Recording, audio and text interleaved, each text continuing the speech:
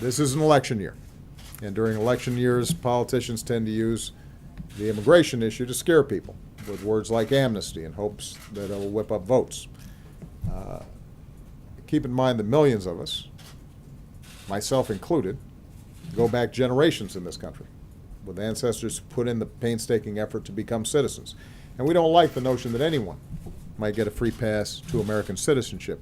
But here's the thing, millions of people who have come forward and worked to get right with the law under this policy, they've been living here for years too, in some cases even decades. So leaving the broken system the way it is, that's not a solution. In fact, that's the real amnesty. Pretending we can deport 11 million people or build a wall without spending tens of billions of dollars of taxpayer money is abetting what is really just factually incorrect. It's not going to work. It's not good for this country. It's a fantasy that offers nothing to help the middle class and demeans our tradition of being both a nation of laws and a nation of immigrants. In the end, it is my firm belief that immigration is not something to fear. We don't have to wall ourselves off from those who may not look like us right now or pray like we do or have a different last name, because being an American is about something more than that. What makes us Americans is our shared commitment to an ideal, that all of us are created equal.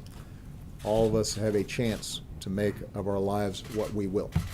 And every study shows that whether it was the Irish or the Poles or the Germans or the Italians or the Chinese or the Japanese or the Mexicans or the Kenyans, whoever showed up over time, by second generation, third generation, those kids are Americans. They do look like us because we don't look one way. We don't all have the same last names, but we all share a creed. We all share a commitment to the values that founded this nation. That's who we are. And that is what I believe most Americans recognize. So, here's the bottom line.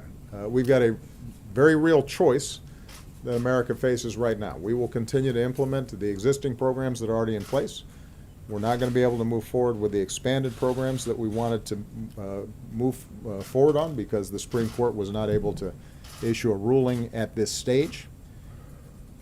And now we've got a choice about who we're going to be as a country, what we want to teach our kids, and how we want to be represented in Congress and in the White House.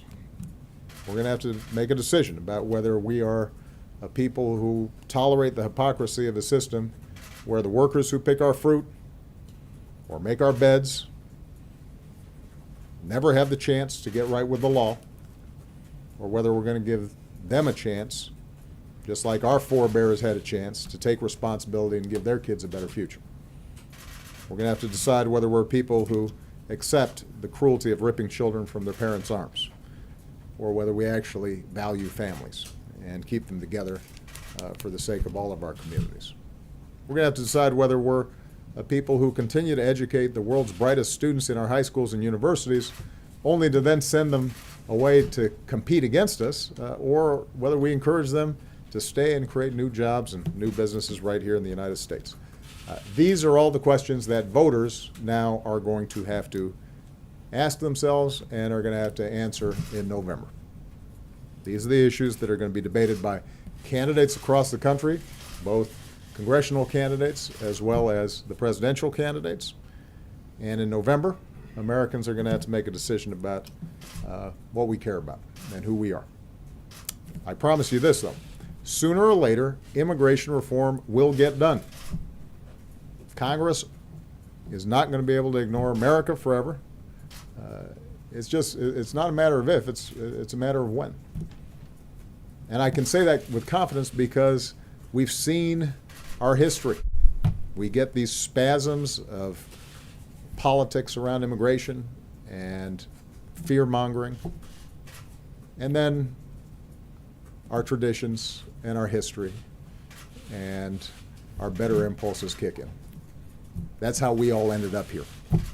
Because I guarantee at some point, every one of us has somebody in our background who people didn't want coming here.